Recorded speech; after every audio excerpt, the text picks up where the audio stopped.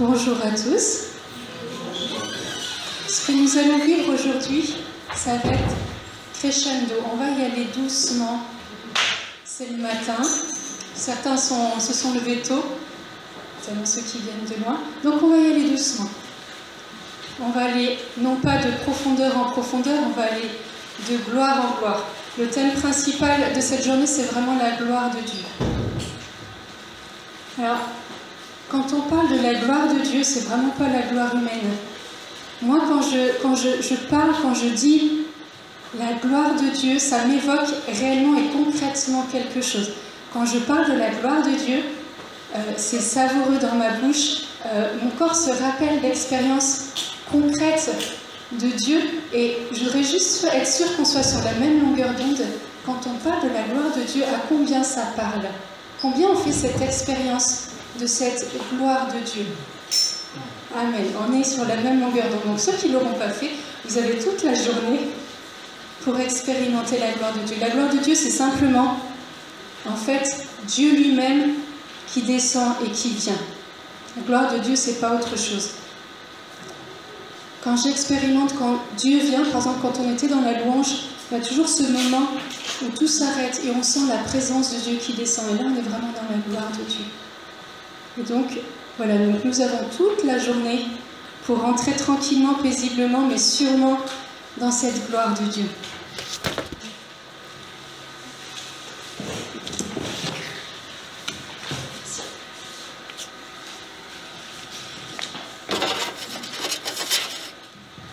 Donc, le thème de ce matin, ça sera vraiment marcher dans la gloire. Donc, cet après-midi, nous verrons comment servir dans la gloire. Et ce soir, ça sera le bonus plus, en plus pour ceux qui étaient là hier soir, ça sera vivre la gloire de Dieu dans les épreuves. Comment voir la gloire de Dieu dans les épreuves. Donc, pour pouvoir marcher dans la gloire, il faut savoir ce que c'est que la gloire de Dieu. Donc là, je viens de un tout petit peu de descendre. Donc voilà, la gloire de Dieu, c'est vraiment la présence de Dieu. Mais ce n'est pas seulement la présence de Dieu de façon impersonnelle, de façon imperceptible. En fait, la gloire de Dieu, il y a un mot dans la Bible qui désigne ça, qui s'appelle la kavod. Et la kavod, c'est le poids de la gloire de Dieu. Donc, qui dit poids, dit qu'on le sent, il y a une pesanteur, il y a quelque chose dans nos vies qui fait qu'on peut le sentir. Il y a ce poids de gloire de Dieu qui descend. Quand on est dans la présence de Dieu, on doit sentir voilà, que Dieu descend avec ce qu'il est. Ce n'est pas simplement un attribut, c'est vraiment Dieu en lui-même. Il n'y a pas de... En fait, il n'y aurait pas de définition de ce que ça veut dire, ça s'expérimente. Je crois que le but, c'est d'abord d'expérimenter ce que c'est que ce poids de gloire qui descend dans ma vie. On va surtout regarder dans l'Ancien Testament. On va remonter quelques centaines d'années en arrière. En fait, on va voir que ce poids de gloire, il n'est pas... voilà, ça ne date pas d'aujourd'hui, mais ça date déjà d'il y a longtemps.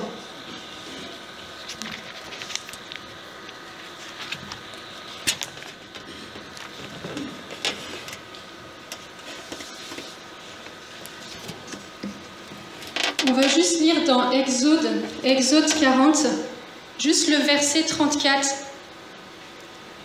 qui disait, en fait, on est du temps de Moïse. Hein. Donc c'est vraiment presque la fin de l'Exode qui dit la nuée. Donc la nuée, vous pouvez vraiment mettre la gloire de Dieu. La nuée, la gloire, c'est la même chose, ça désigne en fait la même réalité spirituelle. La nuée couvrit la tente de la rencontre et la gloire du Seigneur remplit la demeure.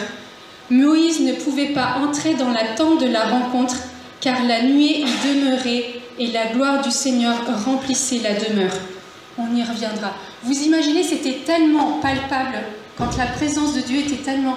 en fait, c'est comme si ce matin, vous étiez bloqué à la porte parce que la présence de Dieu était tellement importante dans ce lieu, qu'en fait, on ne pouvait pas rentrer, Dieu remplissait tout ce lieu-là. En fait, ça fait partie de ces expériences. Moïse, pourtant, attendez quand même, Moïse, c'est un grand quelqu'un, excusez pour l'expression, mais c'est vraiment pas rien. C'est un ami de Dieu, c'est un intime de Dieu. Le gars, il ne peut même pas rentrer pour aller officier, pour aller prier, parce que Dieu remplit tout l'espace de la tente de la rencontre. Pourtant, il vient pour rencontrer Dieu. Mais Dieu ne laisse pas d'espace. Dieu remplit tout. Et en fait, pour pouvoir marcher dans la gloire, il faut pouvoir désirer cette rencontre avec Dieu. En fait, je pense que c'est vraiment le préalable et le préambule. Est-ce que je désire réellement, du coup, faire cette expérience de la gloire de Dieu? C'est-à-dire que Dieu habite pas seulement un peu dans ma vie, mais qu'il prenne toute la place, à la même façon qu'il prenait toute la place dans la tente de la rencontre et que Moïse, et donc forcément le peuple, ne puisse pas y rentrer. Dieu demeure et que dans nos vies, ça doit être la même chose. C'est-à-dire, si je désire la gloire de Dieu va venir. Si je désire un peu la gloire de Dieu va venir un peu. Si je désire complètement, entièrement et totalement la gloire de Dieu va venir entièrement, totalement et avec magnificence de débordement et tous les superlatifs que vous pouvez trouver pour désigner cette même réalité. Dieu vient de toute façon à la mesure où on l'attend. Donc aujourd'hui, on l'attend beaucoup, on aura beaucoup. Aujourd'hui, la gloire de Dieu peut faire en sorte que quand on rentre dans ce lieu, entre la porte qui est pour manger et cette porte-là, on peut sentir que dans ce lieu, la présence de Dieu habite. Je ne sais pas, je suis désolée, en ce moment, je suis beaucoup dans les films américains, mais est-ce que vous avez vu le film War Room? Oui. Vous savez, à un moment, donc il y a la pièce de combat, la pièce de prière, vous savez. En fait, quand la personne vient pour visiter le pasteur, il fait le tour de la maison et il regarde dans toutes les pièces et il s'arrête dans cette pièce-là et il dit là, on a prié. On a prié, ça veut dire que la gloire de Dieu était dans cette pièce-là quand la personne priait. Normalement, dans les lieux où on prie, la gloire de Dieu doit se sentir, c'est-à-dire que quand les personnes rentrent, elles savent que l'atmosphère de cette pièce-là n'est pas la même. Ici, il y a quelque chose qui se passe. Quand les scouts ou les autres personnes vont venir dans ce lieu-là, ils doivent savoir que ici, la gloire de Dieu est descendue. Normalement, dans nos églises, dans nos familles, dans les lieux où nous prions, l'atmosphère doit être différente parce que Dieu y réside et que cela fait en sorte que l'atmosphère change et cela doit se sentir.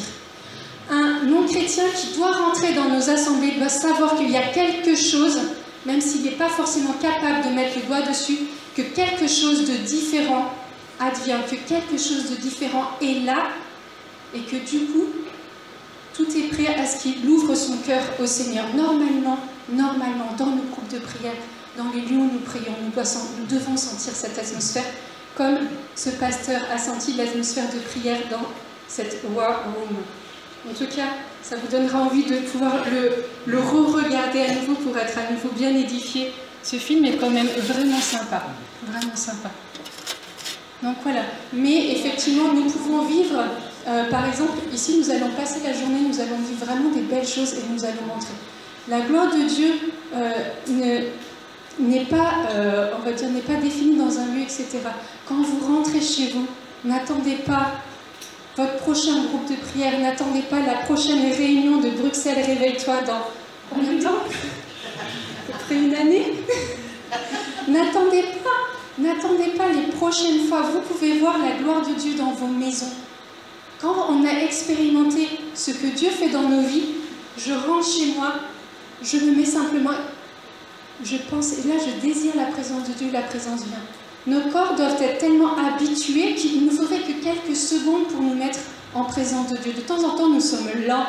Nous sommes des hommes, nous sommes des femmes, comme on dit, on est fait de chair, mais nous sommes lents à rentrer dans la présence de Dieu. Dieu est là et Dieu est beaucoup plus rapide que nous. Dieu est déjà là et nous sommes là, nous attendons. Bon, c'est sympa, on va prendre un café, donc, et puis on tourne, on vire, et puis tout à coup on se dit, ah oui, en fait, Dieu est là. Mais normalement, quand vous faites votre temps de prière personnelle, mettez-vous simplement en présence de Dieu. Des fois c'est plus facile, des fois c'est plus dur, mais quand je me mets dans la présence de Dieu, de toute façon, Dieu vient. Dieu a toujours dit que de toute façon, à partir du moment où on prie, il est là. Donc n'attendons pas quelque chose qui n'arrive pas, attendons quelque chose qui arrive. Et ce qui arrive, c'est Dieu lui-même dans toute sa présence, dans toute sa plénitude, dans toute sa gloire. Mais n'attendons pas simplement, effectivement, le temps de nous rassembler ensemble. Le temps de nous rassembler ensemble, c'est le temps du boostage. On rallume le feu, on remet tout en ordre dans nos vies et on y va. Et quand on rentre avec la ferveur, on rentre avec le zèle, on rentre avec cette gloire. Et cette gloire, on la ramène chez soi, on la ramène dans sa maison. On ne la laisse pas ici. La laissez pas ici quand vous repartez. Ramenez dans vos maisons, ramenez la gloire de Dieu dans vos maisons. Je me suis un peu éloignée de ce que j'avais prévu de dire. Mais... un des points pour pouvoir marcher dans la gloire de Dieu, en plus donc de connaître cette gloire, parce qu'on ne peut pas vivre de quelque chose qu'on ne connaît pas. Donc c'est important régulièrement de faire cette expérience de la gloire. D'abord, ça permet d'être de plus en plus intime avec cette gloire et du coup de la reconnaître plus rapidement quand elle vient, de pouvoir la désirer et de pouvoir la faire advenir. Il y a, par exemple, juste pour... vous connaissez tous Élie, notre cher ami Élie de l'Ancien Testament. Il était comme nous, il désirait voir la gloire de Dieu. Il désirait voir Dieu. Donc on va regarder cette fois-ci dans le premier livre des rois, au chapitre 19. Vous savez, Élie, il est à plat. Vous connaissez cette histoire, non mais Élie, là, il désire mourir. Pourtant, le plus grand des prophètes, Élie, qui fait des miracles, là, il est au fond du gouffre. Et donc, du coup, là, il faut que Dieu intervienne. Hein. Il ne va pas le laisser au fond du gouffre, notre cher Élie. Donc, l'ange du Seigneur, donc là, on est au verset 7. Hein. Je reprends un tout petit peu avant, pour remettre dans le contexte. L'ange du Seigneur revint, le toucha et dit « Lève-toi et mange, car autrement le chemin serait trop long pour toi. » Élie se leva, il mangea et but, puis fortifié par cette nourriture, il marcha 40 jours et 40 nuits jusqu'à la montagne de Dieu, l'Horeb. Il arriva là à la caverne. Alors moi je traduis la caverne par le rocher. Le rocher, parce que je trouve ça plus sympa. Et parce que le rocher, voilà, quand nous avec le recul, le rocher c'est vraiment le Christ. Donc là il va à la caverne et il passa la nuit. La parole du Seigneur lui fut adressée. « Pourquoi es-tu ici, Élie ?» Il répondit, « Je suis rempli de zèle pour le Seigneur, le Dieu de l'univers. Les fils d'Israël ont abandonné ton alliance, ils ont démoli tes autels et tué tes prophètes par l'épée. Je suis resté moi seul et l'on cherche à m'enlever la vie. » Lui, s'il n'était pas dans l'épreuve à ce moment-là, je ne sais pas trop ce que c'était. Hein. Le Seigneur dit, « Sors et tiens-toi sur la montagne devant le Seigneur. Voici, le Seigneur va passer. » Il y eut devant le Seigneur un vent fort et puissant qui érodait les montagnes et fracassait les rochers. Le Seigneur n'était pas dans le vent. Après le vent, il y eut un tremblement de terre. Le Seigneur n'était pas dans le tremblement de terre. Après le tremblement de terre, il y eut un feu. Le Seigneur n'était pas dans le feu. Et après le feu, une voix de fin silence. Alors en l'entendant, Élie se voila le visage avec son manteau. Il sortit et se tint à l'entrée de la caverne. Une voix s'adressa à lui. « Pourquoi es-tu ici, Élie ?» Il répondit, « Je suis rempli de zèle pour le Seigneur, le Dieu de l'univers. Les fils d'Israël ont abandonné ton alliance. Ils ont démoli tes autels et tué tes prophètes par l'épée. Je suis resté moi seul et l'on cherche à m'enlever la vie. » Cela s'applique à notre vie de tous les jours. En fait, Élie a besoin de cette rencontre avec le Seigneur. Dieu lui dit, va à la maison de l'Horeb. Je traduis avec mes mots, mais tu vas me voir à la maison de l'Horeb. Là, tu vas faire cette expérience de Dieu. Qu'est-ce qui se passe? Il passe un vent violent, il passe un tremblement de terre. En fait, il se passe toutes sortes de choses. Mais Élie, il est suffisamment branché sur le Seigneur pour savoir et pour discerner qu'en fait, Dieu n'est pas là-dedans. Il est capable de discerner le moment où Dieu est là. Dans nos vies, si nous sommes branchés sur le Seigneur, nous sommes capables de discerner effectivement quand sa présence descend, quand sa présence survient en nous. De temps en temps, il n'y a pas besoin d'être dans un temps de prière pour que la présence de Dieu descende. Je pense qu'un certain nombre d'entre vous ont fait cette expérience, par exemple, d'être saisis par Dieu simplement en contemplant la nature. Ou en écoutant une belle musique. Tout à coup, il y a la présence de Dieu qui descend. Dieu est partout. Et il est d'autant plus, bien sûr, quand on prie dans nos assemblées où là, on sait et on cherche la face de Dieu, on cherche la gloire de Dieu. Mais Dieu est partout. Et de pouvoir reconnaître la gloire de Dieu partout où on est, ça permet de faire que quand il vient, on ne passe pas à côté. De temps en temps, trop souvent, Dieu passe, mais en fait, on ne sait pas, on passe où on n'est pas attentif. On n'est pas attentif. Moi, c'est impressionnant, le nombre de fois où Dieu me parle, c'est absolument pas quand je prie. Souvent, c'est quand je suis en train de marcher dans la rue. Pourquoi? Peut-être que mes neurones, quand je marche, elles sont plus attentives, ou je ne sais pas. Donc, je ne suis pas penchée sur la question, mais Dieu me parle souvent quand je marche dans la rue. Il y en a, c'est sous la douche, il y en a, c'est quand ils sont dans la nature, il y en a quand c'est du sport. Chacun.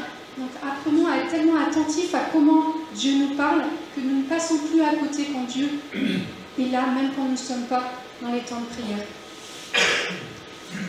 Et quand on a appris à discerner quelle était la présence de Dieu, quelle était la gloire de Dieu, pour pouvoir marcher dans la gloire, il faut être rempli. Rempli. Pour pouvoir marcher, il faut non seulement discerner cette présence, l'accueillir dans nos vies, mais être complètement rempli. On va reprendre ce que je vous lisais tout à l'heure, l'Exode. La nuée couvrait le temple de la rencontre et la gloire du Seigneur remplissait la demeure. Moïse ne pouvait pas entrer dans la tente de la rencontre car la nuée y demeurait et la gloire du Seigneur remplissait la demeure. Ça, c'était dans l'Ancien Testament. Nous sommes les temples du Saint-Esprit. C'est pas moi qui dis ça, c'est dans la Bible. C'est Saint Paul qui dit ça dans la première lettre aux Corinthiens, chapitre 3, verset 16. « Ne savez-vous pas que vous êtes le temple de Dieu et que l'Esprit de Dieu habite en vous ?» Donc, si nous sommes le temple de Dieu, ça veut dire que la présence de Dieu remplit nos vies. Pour moi, c'est une super bonne nouvelle. C'est-à-dire que, de la même façon que la nuée remplissait la tente de la rencontre de façon à prendre toute la place, de la même façon, la gloire de Dieu, l'Esprit de Dieu et la présence de Dieu remplit ma vie, remplit le temple du Saint-Esprit que je suis, au point de, normalement, ne pas laisser de place. Ça, c'est encore plus difficile.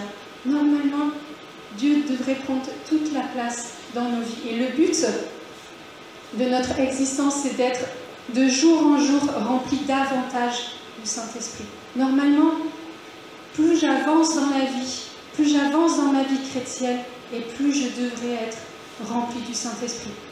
Si je veux marcher avec le Saint-Esprit, je dois être d'abord rempli du Saint-Esprit. Quand je suis rempli du Saint-Esprit, je peux marcher par le Saint-Esprit. Être rempli du Saint-Esprit, c'est simplement, des fois c'est pas si compliqué que ça, c'est simplement ouvrir les portes de son cœur au Saint-Esprit et lui laisser la possibilité de faire ce qu'il veut dans ma vie. Et des fois, théoriquement, c'est bien joli, mais des fois c'est pas si évident que ça. On se dit, on a souvent des belles paroles, mais quand Dieu prend toute la vie, toute la place dans ma vie, normalement, après, voilà, il travaille suffisamment nos vies, suffisamment nos cœurs pour qu'au fur et à mesure, effectivement, ça devienne de plus en plus facile. La tension qu'il y a au début, entre ce que moi je veux et ce que Dieu veut, s'atténue. Dieu doit remplir toute ma vie. Si j'ai choisi que Dieu prenne la première place dans ma vie, Dieu remplit ma vie. Mais pas un peu. On n'est pas dans les un peu. Vous avez, la moitié de l'Assemblée a fait cette expérience-là. Je ne peux pas me contenter de un peu. Je peux vivre une vie chrétienne en ayant toujours un peu. Moi, je suis désolée, moi dans ma vie, je ne veux pas un peu. Un peu, c'est pas suffisant. Un peu, c'est une vie chrétienne, excusez-moi, mais qui est médiocre. Je me rappelle quand le pape, je crois que c'était pour les JMJ de 97, ou en tout cas dans les années par là, où le pape Jean-Paul II a dit aux jeunes, ne vous contentez pas d'une vie médiocre. Il avait raison. Il disait, cherchez. Bon, je ne sais pas trop quel terme il utilisait, mais c'était vraiment chercher le meilleur. Cherchez, ne vous contentez pas d'une vie au ras des pâquerettes. Dans nos vies chrétiennes, souvent, nous avançons et trop souvent, nous nous contentons d'une vie au ras des pâquerettes. Et j'avance. Pourtant, Dieu nous a dit qu'il voulait nous conduire de gloire en gloire. Comment se fait-il que trop souvent, nous sommes au ras des pâquerettes? Parce que nous désirons trop peu dans nos vies. Nous désirons trop peu. Et ce trop peu, nous allons passer de trop peu en trop peu pour aller toujours plus haut, pour que nous puissions désirer vraiment le maximum de ce que Dieu peut nous donner. Dieu veut tellement pour nous, Dieu veut tellement que souvent nous n'en avons même pas conscience et nous ne pouvons même pas imaginer tout ce que Dieu veut pour nous. Et donc nous passons à côté de tellement de grâce, de tellement de bénédictions que Dieu veut pour nous. Donc prenons cette décision aujourd'hui de ne pas vouloir trop peu, mais de vouloir le maximum et le meilleur que Dieu veut pour nous. Et quand la gloire de Dieu descend, qu'il puisse nous remplir complètement, entièrement, saisir toute notre vie et pas seulement un petit bout de notre vie. Et quand nous sommes rentrés, quand nous sommes remplis de Dieu, eh ben, nous pouvons commencer à marcher. Alors tout le monde, vous avez tous commencé un chemin avec le Seigneur. Hein. Ça là-dessus, il n'y a pas de problème, il n'y a pas de doute. Mais l'avantage, c'est que quand on a vraiment le Saint-Esprit, dans nos vies, nous pouvons vraiment marcher selon les voies de Dieu. Vous savez, c'est pas toujours évident de suivre. Vous regardez, souvent moi je m'amuse à regarder les gens. Vous savez, de temps en temps quand on marche, alors il y a des gens qui s'amusent à mettre, souvent c'est plus dans le sable, hein. Donc les gens s'amusent à mettre les pieds dans les traces qui sont déjà passées. Vous avez tous vu ça à la plage, il y en a qui s'amusent. Et puis il y en a, ils vont faire exprès, vous savez, de mettre juste à côté. Alors ça c'est vraiment selon les personnalités. Mais en fait, nous, ce que nous devons faire, c'est réellement regarder les pas et mettre pile poil nos pas. Voilà. De temps en temps, c'est pas forcément où ça va nous mener. Mais nous devons simplement regarder où sont les pas et mettre nos pas dans les pas. Et marcher avec le Saint-Esprit, ça éclaire. En fait, juste, je vais faire une parenthèse, mais souvent on dit que il faut savoir ce que Dieu veut dans nos vies. Et où est-ce qu'on va? On appelle ça marcher par la vision. Mais je ne peux pas avoir de vision si Dieu n'éclaire pas ma vie. À partir du moment où je marche avec le Saint-Esprit, je marche dans les traces que Dieu laisse devant moi, parce qu'il marche devant moi, il ne marche pas derrière. Parce que s'il marche derrière, ça veut dire que c'est lui qui nous suit, et là, généralement, il y a un problème. Généralement, il marche devant, donc on doit laisser. Et donc, je marche par la vision. C'est-à-dire que je ne marche pas en aveugle. Je sais où Dieu me conduit. Je ne connais peut-être pas tous les détails, c'est peut-être un peu flou, mais je sais la direction que Dieu donne à ma vie. Je sais quel est le potentiel que Dieu donne à ma vie, je sais quelle est on va dire, la couleur, la saveur que Dieu donne à ma vie, et ça évite de marcher en aveugle. Trop souvent, nous hommes, on ne sait pas ce que Dieu veut pour nous. Inviter le Saint-Esprit dans nos vies. Généralement, c'est un bon guide et un bon éclaireur. Et on va marcher. C'est vraiment l'expérience de toute cette journée, se dire, mais je vais changer la façon dont je vois les choses. Je mets d'abord le Seigneur en premier dans ma vie, et c'est pas, vous savez, comme généralement on aime bien faire ça, c'est-à-dire qu'on voit une direction, puis oh c'est génial, par ici on court, puis il y a le Seigneur qui court derrière nous, on dit ah toi, c'est pas le bon chemin, c'était pas forcément là où je voulais pour toi, mais il court derrière nous, parce que quand même il va pas nous laisser tout seul. Donc là on va faire l'inverse, on va s'arrêter, on va laisser passer le Seigneur devant, et puis nous on va commencer à le suivre, mais réellement et pour de vrai. Une des plus grandes saintes du XXe siècle, je précise selon Sœur Tabitha, absolument pas comme selon l'Église catholique, qui s'appelle Catherine Kuhlmann, qui était protestante. C'est selon moi une des plus grandes saintes, hein, mais voilà, en tout cas une amie de Dieu. En fait, sa vie est très intéressante parce que simplement, elle a vraiment marché selon le Saint-Esprit. Elle vivait dans la gloire.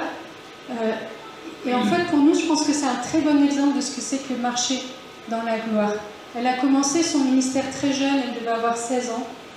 Et en fait, vraiment, son ministère, c'était un gros ministère de guérison, mais essentiellement de compassion.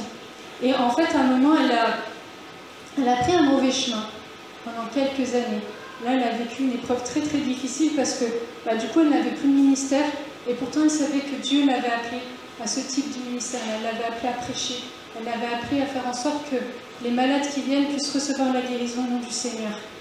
Et elle savait très bien que le chemin dans lequel elle s'était fourvoyée, c'était pas ce que Dieu voulait dans sa vie. Et à un moment, elle s'est retrouvée devant une impasse où c'était marqué, enfin voilà, une impasse, sans issue. Et elle savait que là, le Seigneur lui disait, maintenant, il faut faire un choix. On dit, il faut faire un choix. C'est soit tu continues dans ce chemin-là, soit tu reviens et tu abandonnes. En fait, elle était avec un homme qui était déjà marié. Et elle savait très bien que voilà, c'était absolument pas ce que Dieu voulait pour elle. Et à ce moment-là, elle a fait le choix de Dieu. C'était un des choix les plus difficiles de sa vie. Et les plus douloureux, c'était un des renoncements. Enfin voilà, elle a dit, enfin pour elle, c'était... Elle a perdu beaucoup là-dedans, mais elle savait qu'elle gagnait encore plus. Donc voilà, donc elle a fait ce choix, elle est revenue au Seigneur. Et en fait, le Seigneur lui a réouvert les portes du ministère qui étaient mais encore plus puissants qu'avant même qu'elle traverse cette longue et douloureuse épreuve.